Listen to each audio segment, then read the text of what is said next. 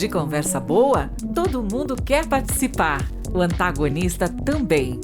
Nossa equipe recebe convidados especiais para um bate-papo leve e divertido sobre as experiências de cada um. Podcast OA. Conversa boa de ver e ouvir.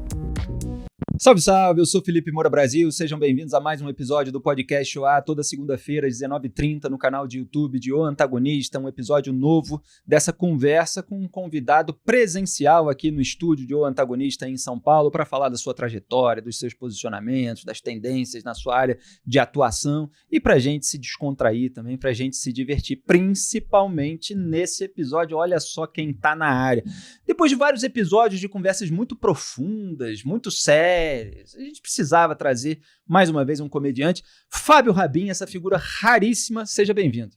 Saúde, saúde, só com cafezinho. Feliz 2025. Feliz 2025, para todo grande mundo. Rabin. Muito obrigado aí pelo convite. É sempre um prazer estar aqui contigo, viu? Prazer é meu, já fui a show do Rabin, recomendo muito, assistam também ao canal de YouTube dele, sigam no Instagram, porque a gente se diverte horrores com o Fábio Rabin há muito tempo, já fizemos algumas lives aqui. Eu quero logo de cara pedir desculpa. E volta e meia eu cito você, inclusive, nos programas obrigado. Jornalísticos. Sério e tal. mesmo? Eu cito, já ouvi falar, é verdade. Eu cito principalmente aquela que você faz, como seria o rap na Suíça. O rap na Suíça. O rap é uma música de protesto, aí você fala que o Brasil é uma bosta, então tudo casa, né? Imagina fazer o rap na Suíça. Faz aí o rap na Suíça. Rap na Suíça não tem como, porque a Suíça é perfeito, né? Aí ia ser mais ou menos assim, aqui tá tudo bem, eu ganho bem, minha mina é um tesão. E a sua também.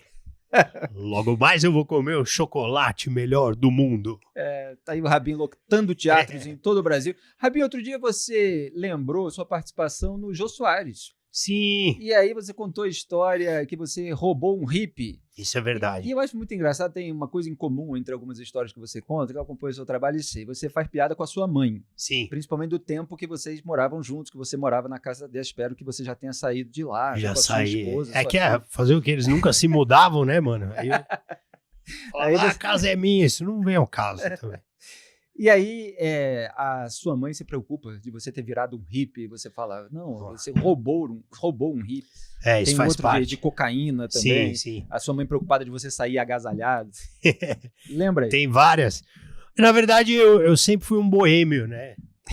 Eu sempre fui um cara boêmio. E então era meio problemático, assim, eu me metia numas roubadas, assim, e numa dessas eu acabei indo numa balada aqui pertinho, né? A gente tá aqui na região de São Paulo, perto da Augusta, aqui, né, na Paulista. E aí eu fui ali na Augusta, descendo, mas no sentido, pessoas do bem, eu falo, né? Sem ser História verídica, pô. História verídica. Turbinada, um pouquinho. Não, verdade, 100% verdade. E aí, cara, eu tava meio louco naquela época, né? Hoje em dia dá até cadeia, mas eu tava meio chapado dirigindo, não é legal, não faço mais isso. Mas enfim, não tinha blitz, né? E aí, no meio do caminho, cara, um cara pediu uma carona pra mim. Falou, mano, me dá uma carona. E era um hippie. E aí eu falei, porra, lógico, né, mano? Aí eu dei uma carona pro hippie, o que é errado, né? Que você não deve confiar em estranhos. A prova disso que eu roubei o cara. Ele não Porque o que confiado em você.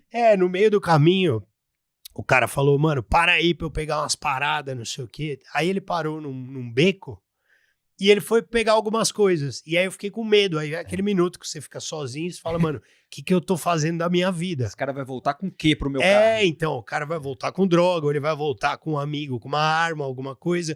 Aí eu falei, mano, eu vou deixar esse maluco aqui e vou embora. Daí eu fugi e fui pra casa. Só que eu cheguei na garagem, eu tava com as miçangas do cara.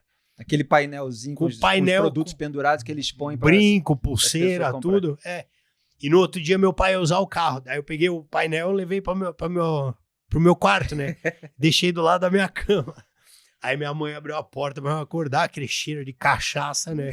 Abriu a porta e falou, puta que pariu, o que é isso, cara? Você virou um hippie? Eu falei, não, mãe, relaxa, eu não virei um hippie, eu roubei um hippie. Eu não sou um hippie, eu sou um ladrão. Ela falou, bom, graças a Deus. Tem a história do bicho. agasalho, vai sair agasalhado. Mas eu lembrei de uma outra muito triste. Não era pra contar isso aqui, mas tudo bem, já que eu lembrei. Pode contar. É porque, primeiro desculpa a minha voz aí, pessoal, que eu tô meio gripado.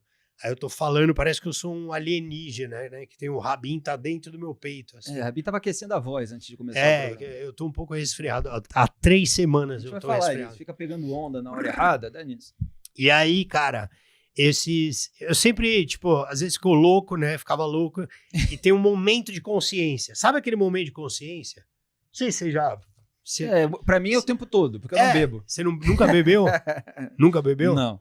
Às vezes, quando você bebe, você tá fazendo uma merda. Só que no meio do caminho... Não, no meio do caminho você tem 1 minuto de consciência. Você volta e fala, opa, peraí, o que eu tô fazendo? Aí você decide se você vai continuar fazendo merda ou não. É isso. Momento importante. Às vezes você tem essa consciência. No meu caso, ela às vezes acontece. Então, teve uma vez que eu acho que eu tinha uns 18 anos, cara, mais ou menos, e eu tava num puteiro aqui nesses aqui da Augusta, bem chinelo, assim. E aí, cara, eu entrei numa de... Eu não era, tipo, sabe, eu entrei pra tomar uma cerveja, tipo, era 3 cervejas, 10 reais. Como é que é aquele negócio? Tava passando ali, o cara, 3 cervejas, 10 reais. Eu falei, vamos aí, porra, tava loucão. Entrei e comecei a tomar. Tomei 3 cervejas, vi que era ruim, né? E aí, cara, eu tinha uma sauna esse puteiro. E aí saiu um cara de toalha, assim, um trabalhador, com uma cara sofrida, assim, o cara saiu da sauna, assim. E aí eu me compadeci desse cara, sabe? Eu falei, cara... Ficou com dó? O que você tá fazendo, né, mano, da sua vida aí, né, cara? Aí o cara, pô, eu tô, sei lá, tô aqui, né, vivendo o momento e tal, né? Aí eu falei, meu irmão... Acabou essa sua tristeza, esse lugar é ruim, as minas que estão aqui são ruins, eu vou te levar pra um lugar que você vai gostar pra caramba, você vai ficar muito feliz. Aí o cara até se animou assim, né, mano? Eu falei, bota uma roupa. Aí o cara voltou pra dentro assim, pra se trocar. Aí eu me arrependi, aí eu veio com a consciência e falei, o que eu tô fazendo? Eu fui embora. Aí o cara prometeu pra ele o prometi. paraíso Aí o cara deve ter voltado assim, vestido, falou, pô, que merda, cara, vou voltar pra sauna. Ô, Rabin, já que você falou dos seus hábitos etílicos... Nada a ver. E você ironiza o Lula em relação a isso, mas eu não quero politizar aqui a nossa conversa. Agora, você não teve esse momento no Catar, esse momento de... será Catar, que eu tô fazendo alguma coisa errada? É melhor eu parar por aqui? Lá você foi ladeira abaixo. Você ainda aguenta falar sobre isso? Porque você já falou bastante sobre isso. Eu falo bastante. Não, mas não tem problema não. Ali foi um episódio marcante, diria assim, na minha vida, né?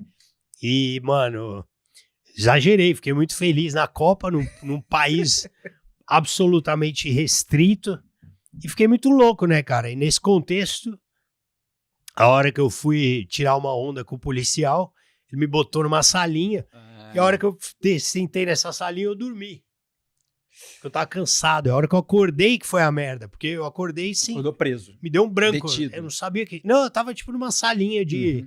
Uma tenda de louco, né, que ficava no jogo, até passar o jogo e eu me soltar. Só que eu me vi cercado por uns caras meio armados, falando árabe, e ninguém falava inglês comigo.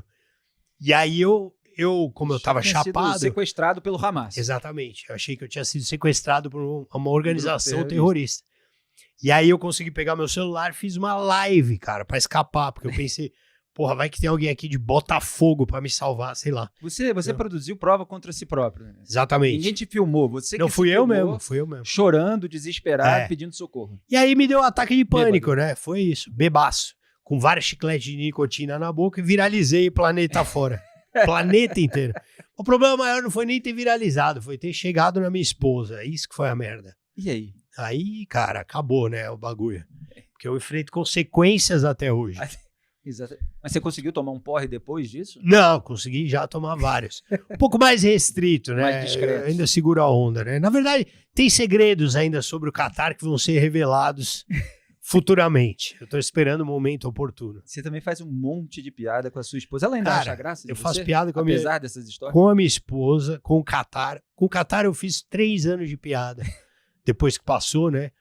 3 anos de piada, eu fiz um show, na verdade eu ganhei 40 minutos de piada sobre isso. Obviamente, eu me arrependo, não é uma coisa que eu tenho orgulho, mas eu vou fazer o quê, né, cara? Eu sou comediante, eu tenho que rir da desgraça. Exatamente. Especialmente da minha. Esse episódio é muito ilustrativo de que qualquer coisa que aconteça na sua vida, e por mais errada que seja a sua conduta, ou mais louca, ela acaba virando piada e você acaba se dando bem e capitalizando em cima. Tem que, na verdade, cara, você tem que assumir, né? Se você não morrer. Exatamente. Toma cuidado. As pessoas gostam da comédia stand-up, porque a gente conta essas piadas que são histórias e que são histórias da nossa vida. Então não é a piada do português, do estereótipo da loira burra, da bichinha, do não sei o quê. Não, é a nossa vida.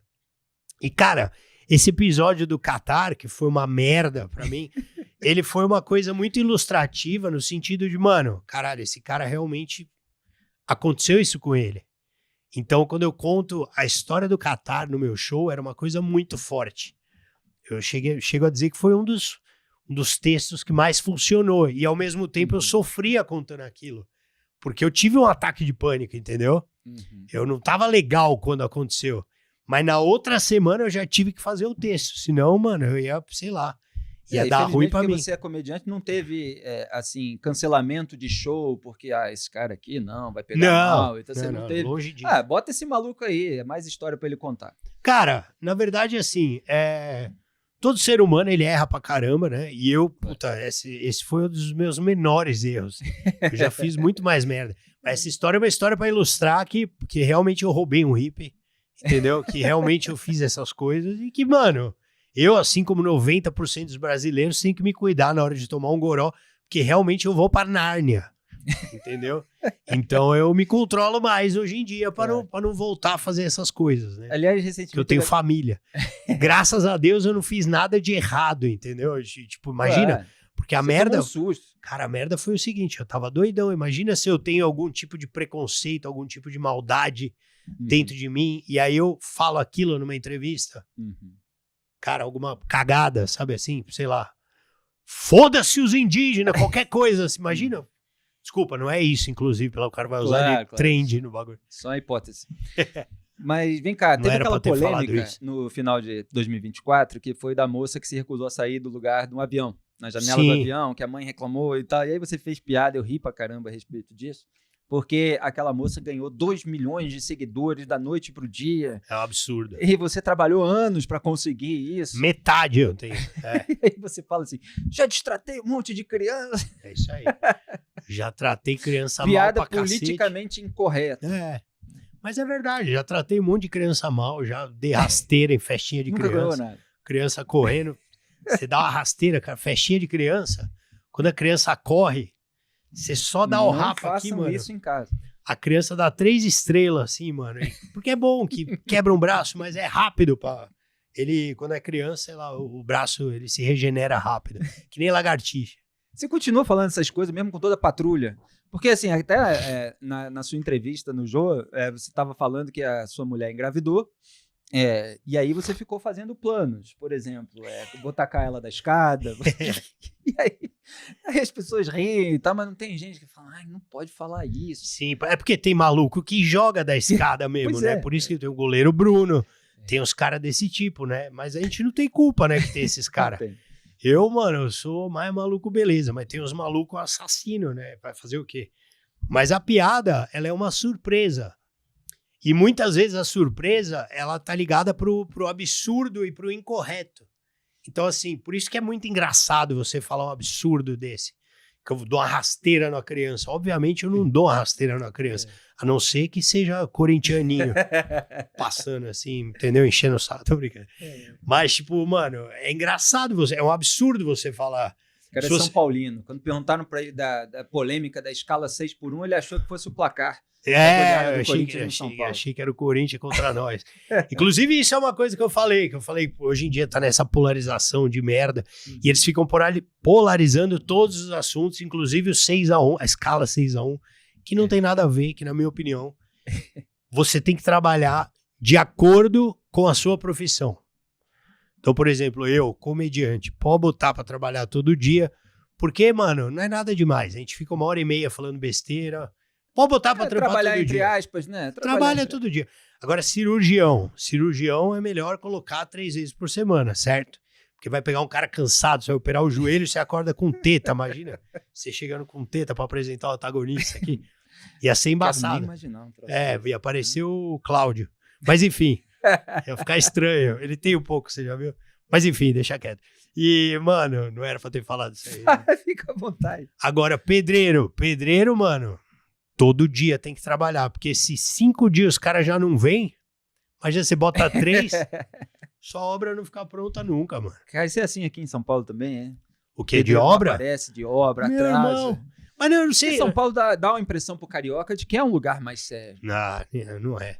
Assim, depende da equipe que você pega, né? A gente pegou uma equipe foda, que na verdade não era culpa, os pedreiros não tinha culpa de nada, né? Mas a galera que organizava lá que deu uma cagada pra nós.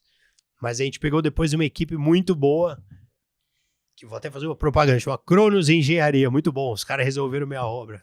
O cara vai cortar depois, não tem? Uma vez eu fui ao stand-up do Fábio Rabin. Na verdade, meus pais estavam aqui em São Paulo, vieram passar um fim de semana. É verdade. Aí eu vi que tinha show do Rabin. Aí eu chamei meus pais, falei, vamos divertir, fazer uma coisa diferente. Meus pais não estão acostumados a ver stand-up, né? Não era um fenômeno na época deles. Falei, vou levar lá e tal. Mandei uma mensagem pro Rabin, falei que eu ia. E a gente foi. E aí, no meio do show, aliás, com o Maurício Meirelles, a gente até discute. Vocês chamam de show? Vocês chamam de espetáculo? Vocês chamam de stand-up? Né? Qual é a palavra? É o show. No meio do show, o Rabin pergunta assim, quem é que tem 10 anos de casado na plateia? Aí umas pessoas levantam a mão. E 20. Aí outras levantam a mão. E 30. Aí começa a diminuir, né? E mais de 30 anos de casado e tal. Aí meu pai olhou assim. Levantou a mão, aí o Rabin, e vocês quantos anos e tal? E eram 48 anos de casado. Agora já são 50, 51, já por aí. Olha. Já fizeram bodas de ouro. Aí o Rabin começou a puxar a mão a papo e tal, depois seguiu o show. Aí cada oportunidade ele fazia uma piada com os meus pais. E ele não viu que eu estava ali perto, porque do palco, aquela luz e tal, é sempre difícil. E aí fez piada com os meus pais o show inteiro. Foi aquele gancho, né? Aquela piada de improviso que se faz com uma parte do público e depois se volta ela o tempo todo, que é típico do stand-up. Aí acaba o show, o Rabin pega ali um papelzinho. Eu queria agradecer a presença na plateia de fulano. Tem o Felipe Moura Brasil aí, jornalista que eu gosto, que eu admiro. Felipe, vem pra cá pro palco. Aí me chamou no palco. Cheguei lá no palco, peguei ele me entregou o microfone e falei, meus pais são aqueles ali. Puta da merda, eu lembro.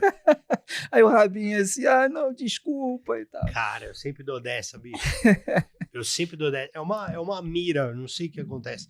Teve a primeira vez que isso aconteceu, acho que foi no Comédia ao Vivo, que a gente tava fazendo um show de elenco, tinha o Adnet no elenco, a Calabresa. Meu colega de faculdade. O Marcelo? Ai, que legal, mano. A gente fez algumas turmas juntos. Tá? Que legal, com ele, que eu descobri ele quando ele estava fazendo teatro de rua, e eu levei e chamei ele para fazer uma gravação em troca de um prato de comida. Mentira. Ele já era um talento naquela época, ele na faculdade. Ele é gigante, né, cara? Pô, ele cantando ali no Botafogo, eu fiquei mó emocionado. Mas ele fez Eu Tenho que Resgatar, uma crônica minha antiga, de 2004, que foi um sóbrio em Salvador, porque eu não bebo. Era uma crônica sobre o carnaval, e aí ele fez em áudio a leitura interpretativa, e era muito engraçado o Adnet fazendo aquilo. Ai, que da hora. Então, a gente tava nesse show e aí, a galera se apresentando e tal, daí eu subi e tinha uma notícia na época que era o Rubinho Barrichello foi contratado pela McLaren. E ainda tava naquele estigma de fazer piada que o Rubinho... Chega atrasado. Era lerdo pra caralho, não sei o que lá. E aí eu fiz uma piada, falei, não sei o que, porque, o Rubinho foi, eu não sei se foi a McLaren, enfim, alguma grupo de corrida, não é grupo, como é que fala? Equipe, alguma equipe. Eu falei, que não sei o que, o Rubinho foi chamado pela Ferrari, sei lá. Tipo, nossa, nada a ver, mano. A mesma coisa que alguém contratar o Roberto Justus pra cantar. E aí, cara, o negócio explodiu assim. Aí eu falei, não, peraí. Tipo, essa piada é uma piada média. É uma piada que tem uma risada média, assim. Não é pra ter isso tudo. Aí eu falei, gente, ele não tá aí, né? O cara tava na plateia, o Justus. O Justo? Foi bem o dia que ele foi. Que beleza. E ele tava muito querendo cantar, sabe? Foi na época que ele tava lançando o CD, não sei o quê. E eu dei aquela puta destruída no cara. E não subiu no palco pra cantar? Nossa, mano. Então eu sempre faço isso aí, cara. Direto. E as piadas com a tua filha? Quais foram as melhores piadas que você já fez com a sua filha? Cara, atualmente temos problemas com isso, porque ela tá pré-adolescente. Então eu tenho uma lista de piada que eu tô negociando pra conseguir fazer. Exatamente. Inclusive vídeos maravilhosos. Não com você, não fala com você. Agora ela já tem consciência do negócio, entendeu? Porque agora tipo, ela já tem os amiguinhos que tem rede social, e aí pode chegar nela, então agora é mais cauteloso, entendeu? Ela pode ser alvo de bullying por causa de uma piada do pai. Exatamente. Aí realmente é perigoso. E aí eu tô negociando, mas eu tô escrevendo de qualquer jeito, pra caramba. Mas tem várias piadas da minha filha. Acho que a saga, né, cara? A saga maior, eu tentando fazer ela virar São Paulina, né? Que acho que é uma saga interminável, porque eu tenho um sogro que ele quer fazer ela torcer pro Corinthians. E eu tento levar ela pro São Paulo. Só que a fase do São Paulo não ajuda muito. Não ajuda, E quando ajuda, eu faço besteira. Então, por exemplo, depois teve essa final que a gente ganhou do Flamengo, da Copa do Brasil. Levei minha filha pro estádio, pro jogo. Só que é uma escolha meio estranha também, porque 70 mil pessoas, Morumbi, fogos, entendeu? Não é um programa muito legal pra você levar uma menininha de 10 anos. É se você chamar ela, pô, vamos sair, vamos no parque, não, vamos pra guerra da Ucrânia, pra você dar uma volta. E aí eu peguei um camarotinho pra ela, pra ter, entendeu? Comer, pizzinha, não sei o que, ver o jogo sentadinha, sem estresse. Mas no meio do caminho, como sou eu o pai, falei, vamos dar uma passada no esquenta da torcida independente. Porque pra ela sentir um pouco a torcida, entendeu? Aquele calorzinho. Aquele calor. E aí, cara, só que a hora que a gente desceu, a galera tava muito animada. Então era assim, cara, sem brincadeira, 3 mil caras sem camisa, suado, tomando uísque, cerveja e fumando muita maconha. 3 mil. Assim, mano, a polícia tinha medo de estar lá. Eu e minha filha. Minha filha olhando Quantos feio anos? pra 12? mim. 10 anos. 10? E a minha filha, marofa pra caralho, minha filha olhando pra mim feio. Aí eu falei, tá vendo como eu me sinto em festinha de criança? A vingança do pai. Ô, Rabin, e o texto, Rabin? Você ainda escreve no computador? Você anota no bloquinho quando você tem uma ideia, tá andando na rua? Olha, como é que você lapida e como é que você costura, né? A gente conversou muito isso aqui com Maurício Meirelles, com Renato Albani, porque às vezes parece um colchão de retalhos, o show de comédia, mas alguns conseguem fazer algo conceitual. É claro que não tem fórmula, cada um faz do seu jeito, não estou fazendo uma crítica, mas você busca dar um conceito a um show? Eu acho que eu busco dar uma amarração para esse show, né? Uma amarração. A gente acaba dando um sentido. Ele vira uma coisa mais ou menos com uma temática, né? Digamos assim. Agora, muitas pessoas, elas são dessa maneira, né? São pessoas instintivas, do modo geral, artisticamente falando. Tem pessoas que são mais racionais, né? Então o cara cria desde o começo até o fim, ali. Antes de ter a piada, ele já sabe o que ele vai fazer. Um exemplo, acho que até o Rodrigo Marques, ele é um comediante muito bom do Nordeste, do Recife, né? E ele faz assim, então ele tem uma temática, ele começa, meio e fim. Eu sou completamente instintivo. Meu instinto me guia. Tanto que me guia pra merda também, né? O Catar, roubar o Rio. E também guia pro lado bom da criatividade. Então... instintivamente eu tô numa época de escrever sobre determinada coisa. Quando eu fiz 40 anos, eu comecei a escrever sobre isso. Sobre todas as mudanças, as pequenas mudanças no meu corpo, mudanças de comportamento. Tá virando mais cronista. Sobre o meu casamento, sobre como eu tento ainda consertar o meu casamento, depois de ter vacilado pra caralho no Catar. E como isso não tá funcionando, entendeu? Tá dando tudo errado, por isso que o show chama Ladeira Abaixo.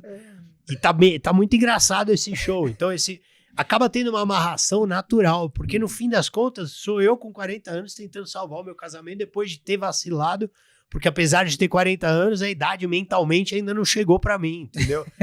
Então, cara... A gente nem tinha notado, Rabi. Então o show ele é isso. E aí, fora isso, a gente tem as piadas com atualidades, seja política, futebol, celebridade, a mulher da janela do avião, tudo que der e vier. Agora, Albani era engenheiro, Meirelles tinha uma banda de rock, músico, falou aqui de frustração, inclusive.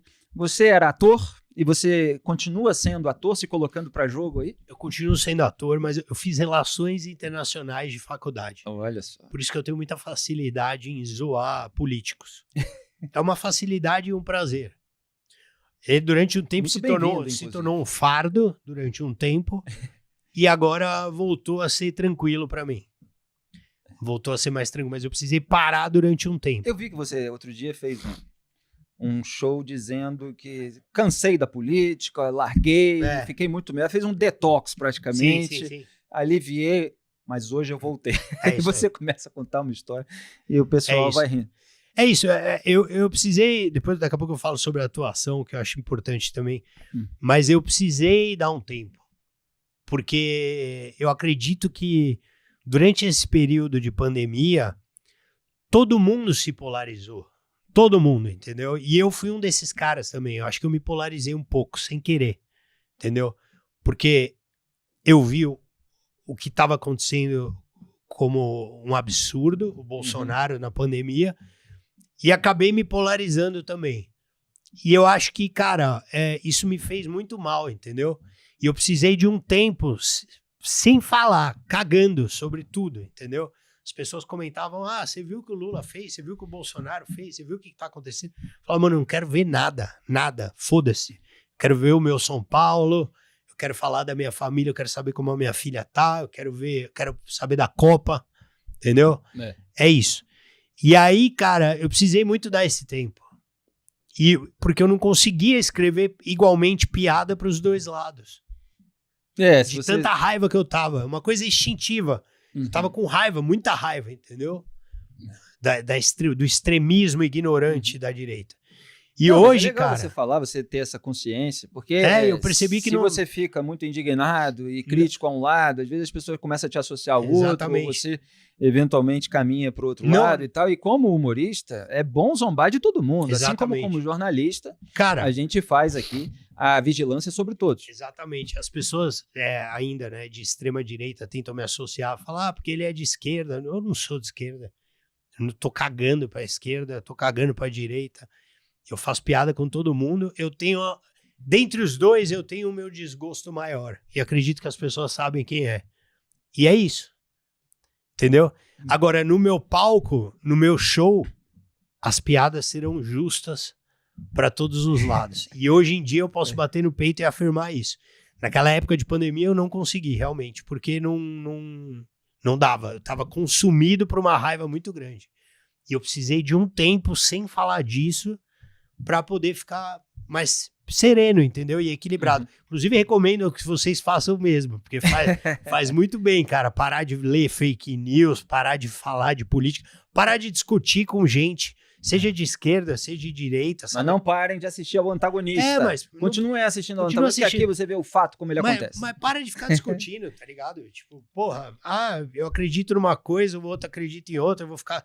Não, foda-se, entendeu? Fala de outra parada. Dá um detox pra sua mente. Ou conversar de uma maneira serena, entender as divergências, não sair na paulada com todo mundo pra defender político. Cara, eu acho que a pandemia deixou tudo muito aflorado. No final das contas, todo mundo queria a mesma coisa. Mas o Bolsonaro teve uma conduta aloprada que era merecedora de crítica. Sim. Agora, isso não quer dizer que o Lula não tenha tido um monte de outras condutas que são merecedoras de crítica. E é preciso ter essa noção. Exatamente. Mas voltando pra atuação, interpretação, o que você faz ainda como ator? Além, evidentemente, do seu desempenho no palco, que tem algo de interpretativo. Bom, eu fiz filmes, né, no ano passado, no ano retrasado. Fui protagonista em 2 filmes, um filme em Brasília chamado Socorro Não Virá e outro stand-up Minha Vida é uma Piada aqui em São Paulo. Fiz dublagem, dublei um filme muito legal, chama Strays, que como é que chama? Cara, esqueci o nome em português total. Não, o nome do filme. Não, esqueci o nome em português. Como é que chama? Pode consultar. Ruim pra cachorro. Ruim pra cachorro. Ruim pra cachorro. Bem nome de Sessão da Tarde. Não, ao contrário. Ele é um filme do mesmo diretor do Ted, que é aquele ursinho que fumava maconha, sabe? Um filme bem proibidão. Muito proibido, muito proibido. Então é uma comédia rasgada, maravilhosa. Ele tá no Prime. no Prime Video, se eu não me engano, assim como o meu Mas peraí, esse especial. filme é de que país? Americano. Americano. É da Universal Studios. E eu consegui, fui chamado para ser dublador desse filme. Foi animal mesmo. Essa foi dublador aqui, portanto, em língua portuguesa. Sim. Não teve nenhum desempenho. Só que a inglês. gente fez piada em cima das piadas que já eram boas, assim. Então foi sensacional. Eu fiz junto com uma turma foda da comédia, também stand-up. Chamaram Bruna Luiz, o Ventura, os meninos do Quatro Amigos, o Di Lopes, o Márcio, o Afonso. Foi muito legal. E só aproveitando, que tem muita gente que tem curiosidade, como é que pro dublador o momento ali, a minutagem, essa sincronia no estúdio? Você fica com o fone, o monitor tá passando o filme, você tem as falas, como é que você sabe a hora de entrar? Então, na verdade, eu não sou dublador, eu dublei um filme, né? Foi bem legal.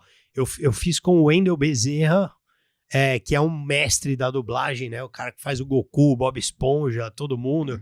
E ele me ensinou mais ou menos assim, né? É meio confuso no começo mesmo, porque você vê ali a imagem, você escuta no fone de um lado o cara falando inglês, do outro lado o diretor te corrigindo, e aqui você tem o teu texto.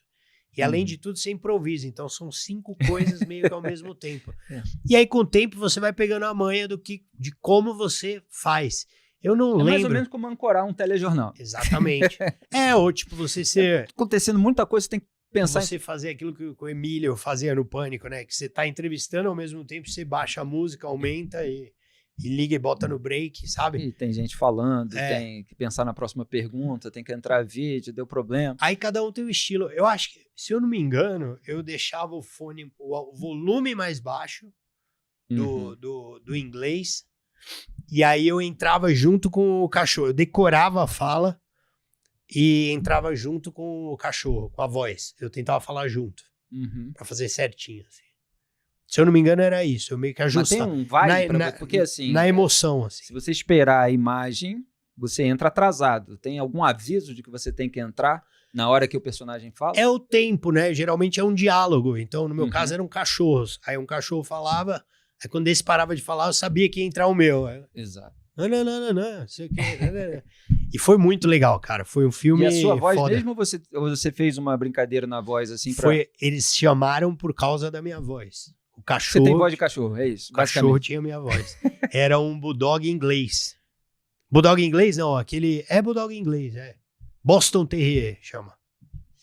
Ô, Rabinho, agora vem cá. Bonitinho demais. A pergunta mais chata que você pode fazer a um humorista é qual é o limite do humor. Mas eu não vou fazer essa pergunta. É só que você passou uma situação na sua vida pessoal que foi ainda mais dolorosa, difícil do que todas essas situações pontuais, que foi o câncer da sua esposa. Com isso, foi possível fazer algum tipo de piada durante, depois? Jamais, de jeito nenhum. Cara, eu fiz muita piada sobre isso depois que passou, né? Depois que passou. Obviamente, durante, a cabeça de comediante sempre pensa, não tem como. É automático. É automático. Tá ali mesmo no sofrimento. Pô, você pode ter uma tragédia grande que uma hora vem... É um pensamento recorrente, entendeu? Você trabalha com isso. Sabe? Da mesma forma que você, como jornalista, acontece uma coisa ruim, você fala, puta, que você sente isso. Como e aí você pensa numa matéria. Como exatamente.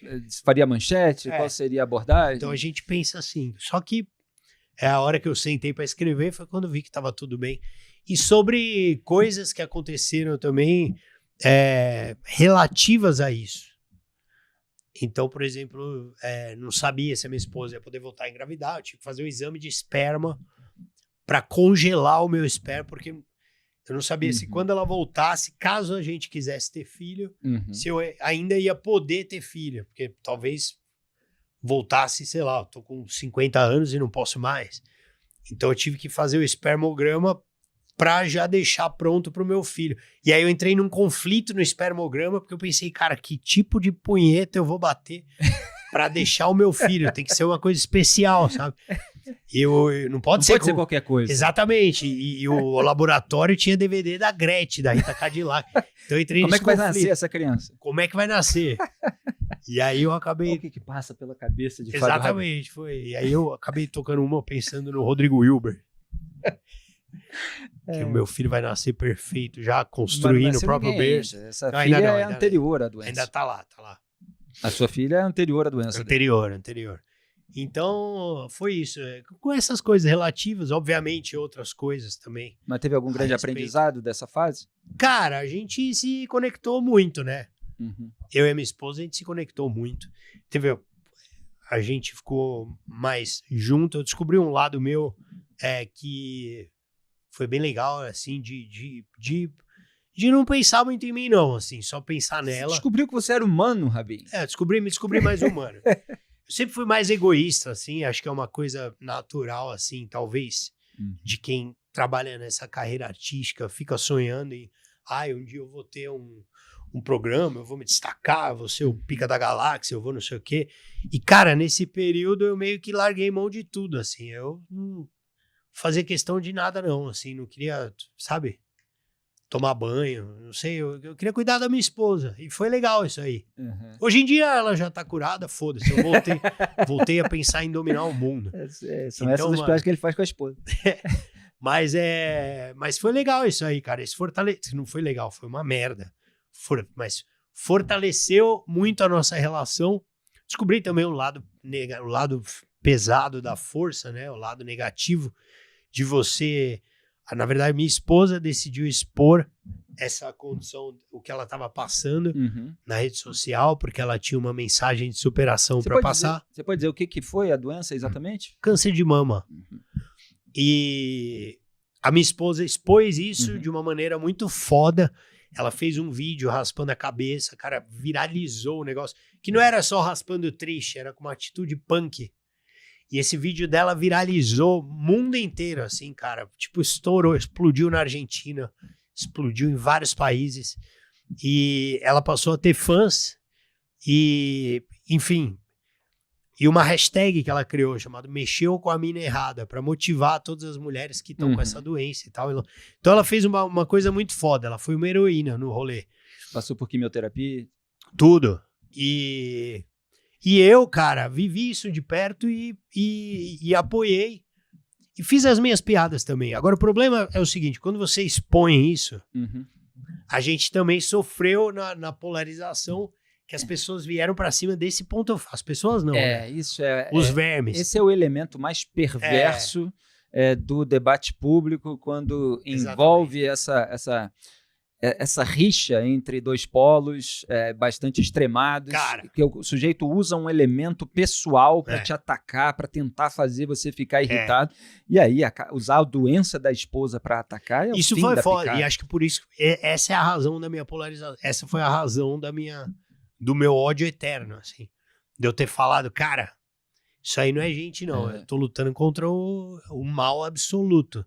Porque mas só não eu. Começou aí, não, né? Na época, inclusive, dos governos do PT, o Diogo Mainardi, que teve o filho com paralisia, o filho dele foi alvo também. Da militância. De uma maneira perversa. É isso. Quando isso acontece, cara, a gente não quer mais nada. A gente só quer que essas pessoas sejam eliminadas da Terra e acabou, entendeu? Só isso. E leva um tempo mesmo pra passar essa raiva. Tá mais explicado, inclusive, a sua raiva daquele período, né? Acho que envolveu tudo isso. Não, envolveu pra caramba, tá louco. A hora que eu vi, eu não acreditei. Porque eu não acreditei. É assim, cara, a gente que tá no vida pública, né, digamos assim, a gente tem que ter uma casca. Tem. Porque você... Toda hora você vai ser alvo de comentário na internet. Exato. E as pessoas que estão na internet nem sempre são as pessoas que gostam do teu trabalho. E é normal ter gente que não gosta, gente que, o cara não me acha engraçado, cara, tudo bem, tá, beleza. Agora, a pessoa que quer te atingir, às vezes ou é um prazer pessoal do otário, né, do maluco, ou é um ódio verdadeiro mesmo. Também, que é uma coisa que, por política, porque é uma razão muito torpe, né? Mas às vezes é uma inveja também, é uma inveja, um ressentimento, é uma frustração que a pessoa tem. É uma coisa louca. Eu tenho um amigo meu que ele hoje em dia, cara, ele se transformou muito. Hoje em dia ele é diretor e ele gosta de homem. Ele descobriu isso na vida dele. E o passado dele, ele era hater. Fala, mas o que você fazia? Eu era hater, ele era hater.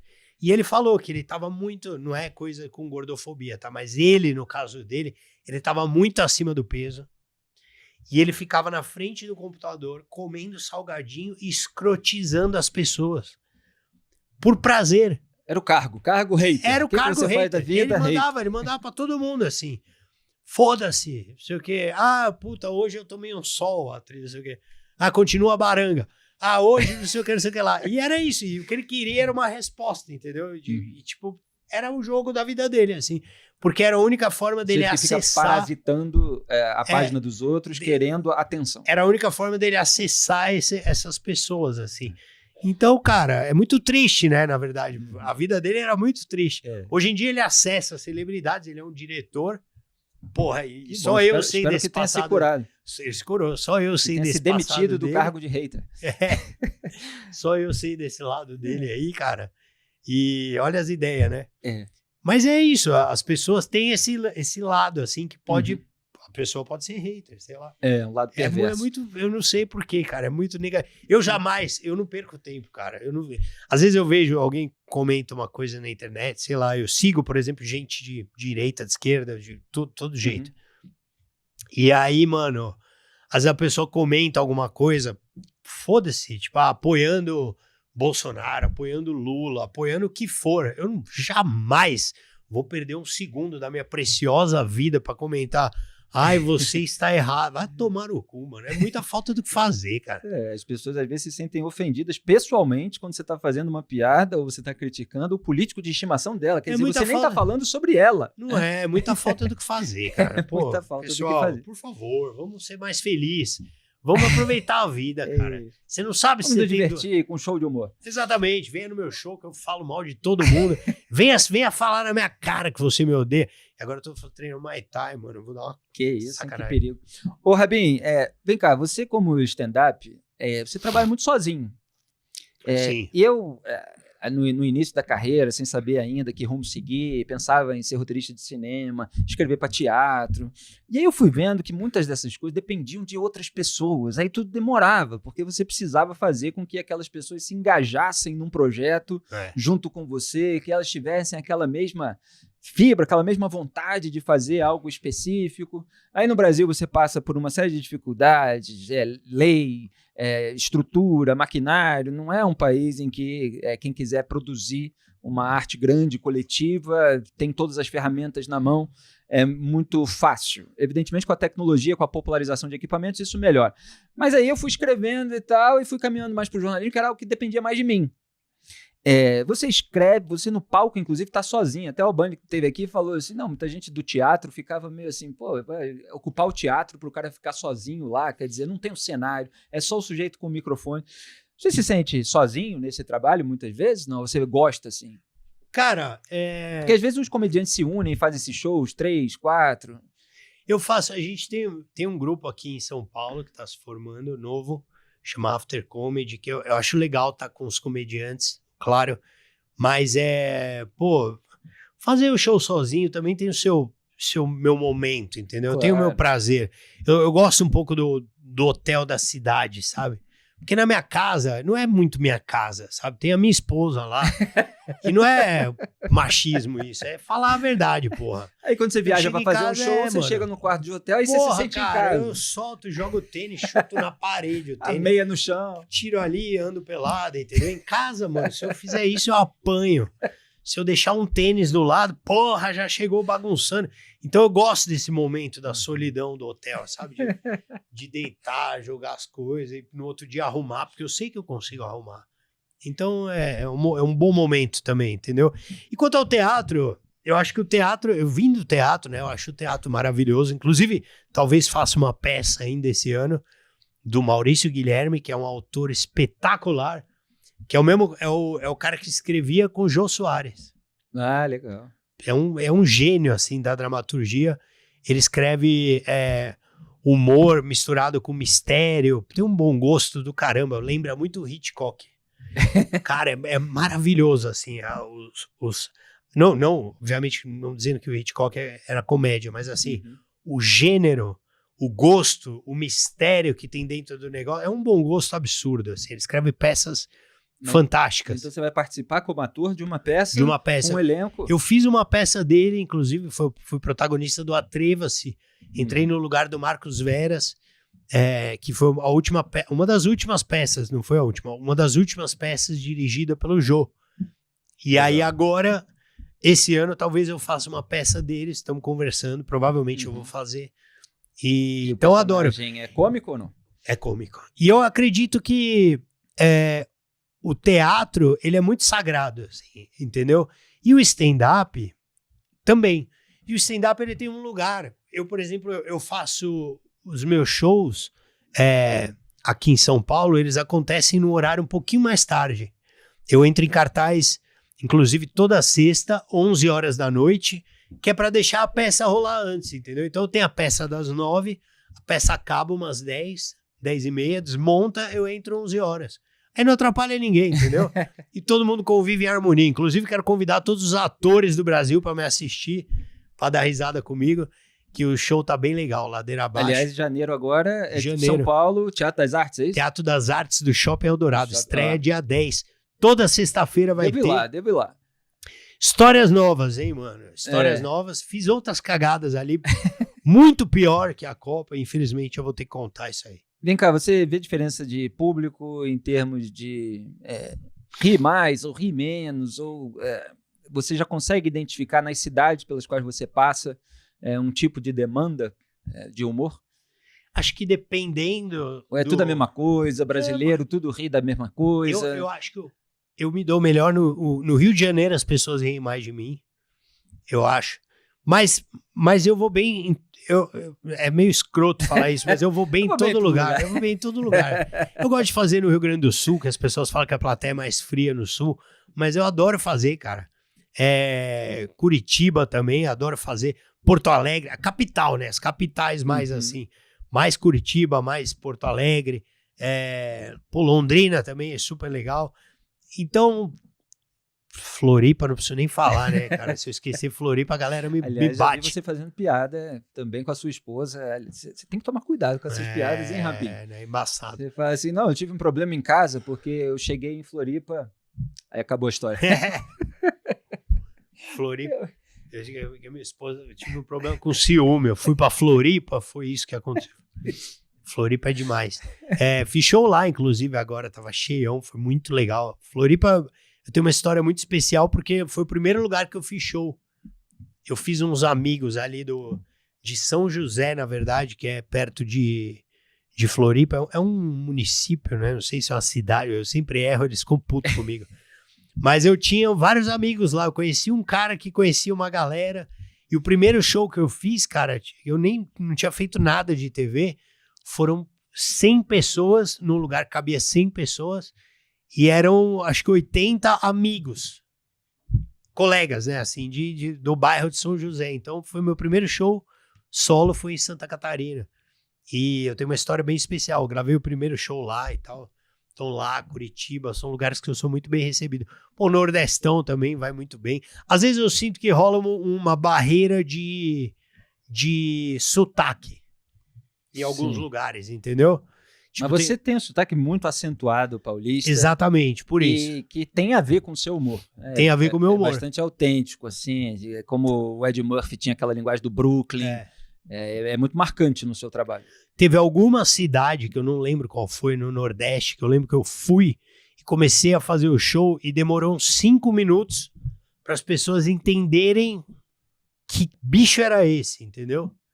Que personagem é esse? O que ele fala? Velho, mano, que é isso? Aí eles se ligaram, aí começaram a rir. Então se repete bastante. Quais são suas referências americanas? Daquela geração, assim, mais anos 80, 90, Ed Murphy, Seinfeld. Acho que o Seinfeld, Dave Chappelle. Dave Chappelle bastante. Chris Rock, George Carlin também. Judy Carter como mais professora, né, digamos assim, que ela tem um livro sobre comédia maravilhoso, que eu acho que me ajudou bastante, o livro da Judy Carter. Bom, tem uns comediantes atuais também, né? Mas você consegue achar graça deles? Você ainda ri com comédia? Você que trabalha com comédia, é mais difícil fazer um comediante rir. Eu mais analiso, assim, do que eu acho graça, sabe? Um trabalho. Mas é uma coisa mais de trabalho. Às vezes sim, às vezes me surpreende, eu dou risada pela sacada inteligente, né? Pelo humor, pela piada, pela sutileza que a pessoa faz. Eu consigo dar risada, assim. Tem o Jim Gaffigan também, né? Que eu não posso esquecer. Foi um cara que até entrou em contato comigo e a gente, de vez em quando, ainda se fala. Ele, me deu uma força lá em Nova York. É um dos comediantes, um dos maiores comediantes americanos, assim, né? Então, ele faz show com o Seinfeld hoje. Ah, que legal. Então, é o tamanho do cara. Porra. E o cara me chamou, a gente ia trazer ele pro Brasil pra fazer show, tava marcado, né? Hebraica, sold out. E a gente ia abrir pra ele o show. A gente, eu digo eu, o Meireles, acho que o Rafinha também tava encabeçando. E o Diogo Portugal. E aí deu a pandemia. Aí a pandemia, zoou o barraco, assim. E você já fez show em inglês? Já fiz vários shows em inglês. E como é que é? Você ficou meio tenso? Porque a dificuldade com a língua acaba atrapalhando o improviso, que é sempre muito importante. Cara, esse ano passado, 2024, acho que foi o ano que eu mais fiz shows em inglês. Eu viajei bastante, eu investi bastante na minha carreira fazendo shows lá fora. E no começo eu ficava muito nervoso pra fazer, porque eu passava o dia no quarto, meio que estudando aquele texto. É como se você estivesse iniciando a carreira de novo. Exatamente. Dor de barriga e não sei o quê. Mas, cara, eu sempre achei muito especial fazer. Porque eu me sinto como no começo da carreira, exatamente isso. E pra gente, cara, fazer comédia, fazer teatro, pisar no palco, ele tem essa coisa muito gostosa que a gente compara com o esporte radical, sabe? De você dropar uma onda, que você sente aquele friozinho na barriga, na hora de subir, você fala, caralho, será que eu vou cair? Será que eu vou conseguir? Será que vai ser legal? Será que a prancha vai bater na minha cara? E na mesma coisa, essa adrenalina que a gente sentia no começo de carreira, sabe? Puta, vou entrar no palco. Será que as pessoas vão rir? Será que as pessoas vão me vaiar? Será que, no caso naquela época, né? Será que eu vou conquistar aquela mina que tá na plateia, que veio pra me ver? Será que vai ser um fiasco? Eu vou tomar um puta fora? Puta que pariu, tem alguém importante me assistindo, dá esse frio na barriga. Em inglês, mano, é igual o começo de carreira. Então eu amo... o público americano mesmo nos Estados Unidos. Eu tenho muito prazer em me apresentar em inglês, cara. É uma das coisas que mais me dá prazer hoje em dia é fazer comédia stand-up em inglês. E aí o texto tem que ter algumas adaptações. Não dá pra falar muita coisa assim interna do Brasil. Fica mais as piadas sobre o Brasil, sobre brasileiro. Quer dizer, não entra em mais minúcias. Muda um pouco o foco. Eu tenho... Hoje em dia, né? Eu criei 2 materiais, assim, né? Que eu acho que são distintos. Tem 3, na verdade, né? A gente começou com isso, tem o Daniel Bonatti, é um cara que ajuda a gente, é tipo um professor de inglês que os comediantes têm, que ele meio que nos ajuda. Então, existe um texto para fazer para estudantes brasileiros. Então, o cara que está estudando inglês e ele quer aprender inglês de uma forma engraçada, ele vem a um show de comédia em inglês e ele vai lá e ele se diverte aprendendo. Com os nossos erros, com os nossos acertos, porque ninguém tem um inglês perfeito como um norte-americano. Então esse é um show, que a gente até usa alguns trocadilhos, algumas palavras em português que confunde com o inglês. Agora, se eu usar esse material nos Estados Unidos, não funciona, então é outro material. Aí tem um show para a comunidade brasileira de imigrantes que moram nos Estados Unidos. Esse é outro material. E outro material aqui para os americanos. Os adultos americanos. Que aí, se você ficar falando só sobre imigração e brasileiro, você não vai conectar com eles. Então, observações sobre os Estados Unidos. E juntando esses materiais, eu tenho quase um show de 1 hora em inglês. E já tem especial no streaming de Fábio Rabin? Tem especial em português, né? Em inglês ainda não. Mas chegamos lá, vamos chegar lá. Aproveita e faz o merchan. Qual é o título? Tem o Tá Embaçado no Prime Videos. Então assistam, tá bem legal esse show. Tá embaçado no Prime Video. E pra quem quiser, muita treta, tá no YouTube também. Que aí é mais, mano, pandemia, câncer e política. Todos esses temas agradáveis, tá lá no YouTube. E o Tá Embaçado é mais pra você relaxar e dar umas risadas lá no Prime. recomendo. Você entra semanalmente assim nas tretas das celebridades, nesses assuntos mais corriqueiros, que você prepara um texto assim em cima da hora, com base no que aconteceu durante a semana, para você improvisar no começo do show? Eu preciso voltar a fazer mais isso. Sabe que eu fiquei durante 3 anos assim, né? Fazendo toda semana um texto novo. Dá trabalho. Dá muito trabalho, cara. Eu ficava quase doente, assim, porque era sexta-feira, o show era sábado, né? Então eu começava quarta a observar, quinta, sexta escrevia. Sábado, cara, bem o dia de curtir, assim, com a minha filha, que era o dia do show. Eu ficava, cara, ralando aquele texto ali pra ficar o melhor material possível. Aí sábado à noite voltava e editava na madrugada pra postar domingo de manhã. Meu domingo já era uma merda. Então, cara, 3 anos nessa pegada. O meu editor quase morreu.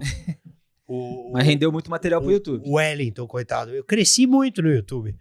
Mas eu desacelerei pela minha saúde, entendeu? Claro, tem que pesar tudo. Não tem E pra ver minha filha crescer. Agora eu tô voltando ao teatro onde tudo isso aconteceu, que é o Teatro das Artes, onde todo esse meu crescimento aconteceu. Eu tô voltando lá com o show semanal. Sextas-feiras, 11 horas. Então vamos ver se eu consigo fazer semanal de novo para as pessoas que estão com saudade, né, de ter vídeos meus toda semana. Só que, cara, é embaçado, entendeu? Porque antes eu, pelo menos, eu fazia isso porque a minha filha tinha 3 anos, 4 anos, eu conseguia cabular aula com ela durante a semana, entendeu? Eu tirava, ótimo exemplo. eu tirava ela da escola, ela achava que ela ia Quer pra matar escola. a aula, filho? Vem com o papai. Vem com o papai, levava ela pra praia, pegava uma prancha de surf, ensinava a surfar. Agora, se eu faço isso, ela repete de ano.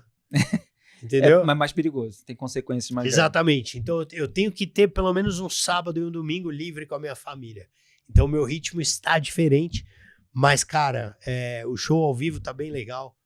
E eu tenho que, obviamente, postar mais vídeos, porque senão você acaba ficando pra trás, né? Mas eu tô fazendo o possível aí. O último foi da janela do avião, né? Foi ótimo. Agora vai ter mais aí, tem coisas acontecendo, né? Tem que zoar. Maravilha. Fábio Rabin, vem cá. Tava só conferindo o tempo aqui, a gente tá com o tempo estourado, mas eu queria assim, Rabin, se você tivesse que dar uma mensagem para novos comediantes, novos humoristas, que dicas que você daria? Olha, novos comediantes. Pessoas que querem fazer sucesso como o Fábio Rabin. Cara, eu acho que hoje em dia a comédia, ela tem muita gente fazendo, certo? Então acho que você, na medida do possível, não tenha pressa. Na medida do possível, eu falo porque eu não sei a situação de cada um, né? Claro. Mas se você tem um outro emprego que te sustenta, que segura a tua barra, seja bem perfeccionista com o seu primeiro vídeo. Porque a oferta de comediantes é muito grande. E se você não tiver um material muito bom, dificilmente você vai se destacar. Então seja perfeccionista com aquilo que você vai postar primeiro. Porque tem muita gente postando qualquer coisa para atingir o maldito algoritmo. Porque se você posta todo dia no Instagram, ou no TikTok, ou não sei aonde, a probabilidade dessa rede entregar mais o teu material é maior. Então, por isso as pessoas estão desesperadas postando qualquer coisa. E acaba queimando o filme da própria comédia stand-up, entendeu? Aí vai se banalizando o conteúdo. Eu mesmo já fiz isso, cara, mas eu já fiz isso umas 3 vezes. Eu já postei um negócio que eu não gostei, no outro dia eu apaguei, Só ou na pra ter mesma hora eu volume, apaguei. né? E perde a qualidade. Porque você fala, eu tenho que postar, porque sabe, como se fosse um programa de TV que você fala, tem que ir pro ar, vai fazer o quê? Hoje tá uma merda, mas tem que ir pro ar. É o Datena sem tragédia, sabe? Fala, caralho, cadê o Marçal pra eu dar uma cadeirada aqui? E aí, a gente mano... não tem esse problema, porque sempre acontece pilantragem no Brasil e o Papo Antagonista tá sempre cheio de assunto, segunda a sexta, hein? Mas aí, pô, você... É difícil, claro, cara. Claro, é difícil. E o faz um esforço danado. E o stand-up é embaçado, cara, de você, porque você pega uma notícia ou alguma coisa que você fez, sim, tem que ter uma você não criatividade combina com a plateia, não é nada combinado, e aí você escreve a piada. Beleza, você acha que tá bom, você faz, a plateia não ri, acabou, cara, não tem vídeo. É isso, todo o esforço foi por água abaixo, entendeu? Então o vídeo pra dar bom é uma combinação de fatores. E os detalhes importam. Que dá um trabalho legal, entendeu? E... Você tem muito o timing, o ritmo da piada, do punch, né? Isso é muito presente no seu trabalho. Porque tem muito humorista que fala até mais rápido do que você, conta histórias e tal, mas é aquela coisa que você vai rindo do que ele tá falando. Você tem um timing, assim, você tem um silêncio e de repente você faz aquela graça que o pessoal não espera e cai na gargalhada. Eu tenho essa coisa da piada. Eu nem sei o que eu tenho, mas as pessoas de alguma forma riram, gostam. né? Eu falei, tá rindo, vou ganhar tá bom. dinheiro assim, tá bom. Tá rindo, tá bom. E é isso, eu espero continuar fazendo por muito tempo. Eu me perdi, na verdade, no que eu tava falando antes. Por isso que eu já dei um corte em mim mesmo. Provavelmente eu tava prolixo, mas é isso. Você tá ótimo, dando uma entrevista sóbrio aqui durante 1 hora. Por enquanto, Não, eu tenho que ficar sóbrio hoje. Tomou um cafezinho? Tô morrendo de vontade de tomar uma cerveja, sabia? A minha voz, eu acho que vai... Vamos lá, então. Rabinho na cerveja. Não dá. No suco. Vou ter que beber só amanhã. Conversei, senhoras e senhores, com o Fábio Rabin, esse comediante, que é uma ótima conversa, meu camarada. A gente já fez várias lives. Lembrei, desculpa. Dica pros comediantes novos. Isso. Porra. Então não acabou? Tem mais uma? Então vai. Então seja perfeccionista e saiba que o seu sucesso, ele pode ser condicionado a um nicho. Isso é uma dica boa. Olha. Por exemplo, não necessariamente, tá? Mas às vezes você pode fazer um sucesso pela sua persona, que vai cair no gosto da galera, e eu acho que você tem que se guiar para descobrir a sua persona, mas o nicho, ele ajuda. Então eu, por exemplo, durante uns anos, entrei no nicho da política. Eu era praticamente o único comediante fazendo piada sobre política. E eu peguei esse nicho. Achou o reduto eleitoral. Exatamente. Vai sair candidato com... É o nicho de pessoas que se informavam pelos meus textos. Teve um comediante que eu conheço que o cara pegou um nicho de horóscopo. Então o cara pegou várias cabeleireiras, a galera que trocava ideia, e é um público legal, que ia lá ver o cara. Aí você faz uma base. Tiago Ventura, um público de periferia. Um público legal pra caramba, gigante, né? Pra assistir o cara. E público LGBTQIA+, público não sei o quê, público de futebol. Então, às vezes, achar o seu nicho te ajuda também. Desculpa, pode ser. Imagina. Fábio Rabin, uma honra recebê-lo aqui no estúdio Antagonista. Adorei a nossa conversa. Muito obrigado pela disponibilidade, por ter enfrentado o trânsito de São Paulo para chegar aqui. Porra, tamo junto. Quase que não veio. A gente conseguiu ontem, de noite, vagou um horário no estúdio. Falei, Rabin, tem amanhã? Ele falou, então vamos embora. E finalmente deu certo. O Papo Antagonista é de segunda a sexta, das 18 às 19h30, mas o podcast OA, sempre com essa conversa divertida, com uma reflexão para você fazer, toda segunda-feira, às 19h30, no canal de YouTube de O Antagonista. Continue acompanhando a nossa programação e o Fábio Rabin. Um grande abraço e até a próxima. Tchau. Valeu!